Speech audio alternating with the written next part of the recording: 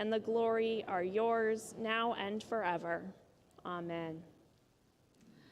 This time, I'd like to invite Justin Rudd forward to offer a mission moment on behalf of Tumaini International. Welcome, Justin.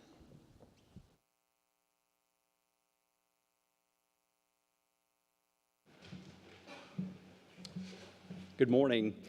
So each summer, eight times I've been able to go to Africa and on missions trips, and I'll be going back on July 1st through the 10th.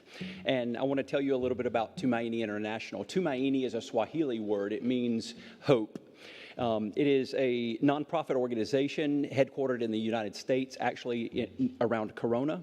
Has a U.S. board of directors and expenses of about $1.5 million.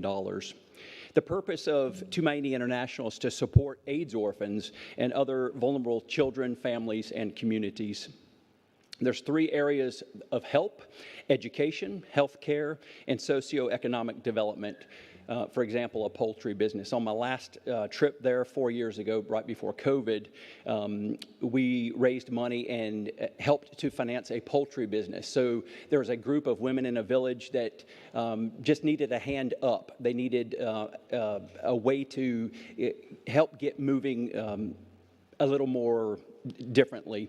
And so we funded to buy some chickens for them and a hen house, and now these chickens lay eggs.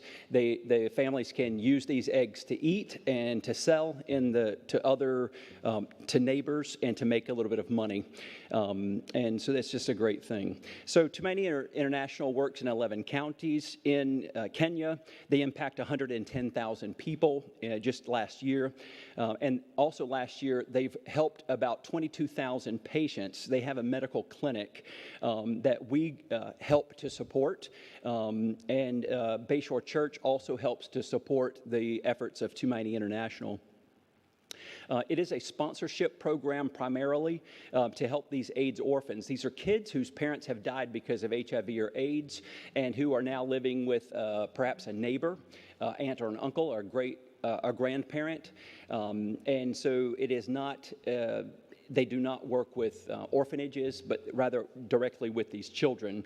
And the ways that they help these children, and it's $38 a month if you would like to help sponsor one of these kids, they help them with medical care, food security, clothing, and they help them to get a complete education all the way through high school. Currently, 1,600 kids are being sponsored, and that's by people in the United States. For example, my parents living in Alabama sponsor a kid. When we go July the 1st through the 10th, there will be two others from this church who will be joining me, Janet DiGiorgio and Ray Smith. We're going to be visiting in homes and schools where these kids are attending and trying to get an education. I feel that education is the thing that's going to help get them past the cycle of poverty, get them out of that cycle of poverty.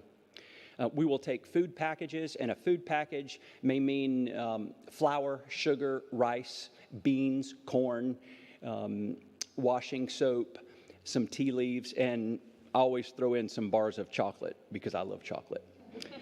I remember on a recent trip to Kenya, visiting in a little house that was near a kiosk where snacks were sold, but these kids had never had a Coca-Cola. They ended up getting Sprite. They chose a Sprite and a pack of cookies. They lived within walking, like across the street there, but they had never been able to purchase anything inside that kiosk. This year, we're also going to be funding, we've raised enough money to pay for 3 homes to be built for these kids and the people that are helping them out. A home can be built for $4,500, and it's a little smaller than actually it's about half the size of the choir loft is a home. We are hiring Kenyans to do the work. The work should be completed by the time we get there. We're also going to be funding a solar hot water system for the Tumaini Girls High School, which is a boarding school with 350 teenagers. At this point, it's a boarding school, so they live there. At this point, they're all taking cold showers every day. And after this solar hot water system gets installed, they'll be able to take a warm shower. We're also collecting books with children's books with persons of color in the books. We're going to be giving those to these kids and to schools when we visit these kids in their classrooms.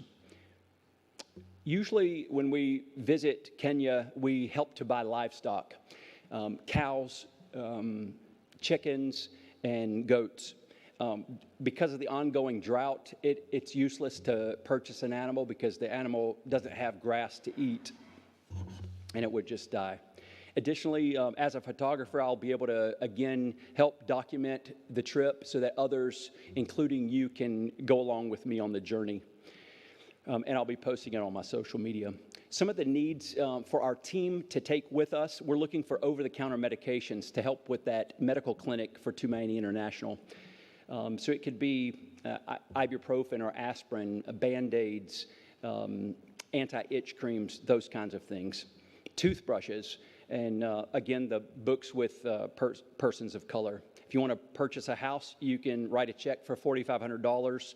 If you want to help buy a bed and bedding to go along with the bed, for a kid who is sleeping on the floor every night, it's $100. And for $40, you can help us provide one of those food packs that will provide food for that family for a few months. You can go to justinrudd.com/donate to donate. I also need a large suitcase that won't be returned to handle some of those items, and I'll leave it for a Kenyan to use as a piece of furniture, like a storage. Again, we leave July 1st, which is less than 2 weeks away, so next Sunday will be the deadline. There'll be a box in the foyer, and there's one today, or you can leave it in the church office if you'd like to support us. We're going to be visiting two areas, two villages. One is called Masii. It's about an hour and a half outside of Nairobi, and then we fly to Mombasa, and then we'll travel about an hour and a half to a village called Gongoni, and that's where we will be serving this year. And thank you, Bayshore Church, for your support.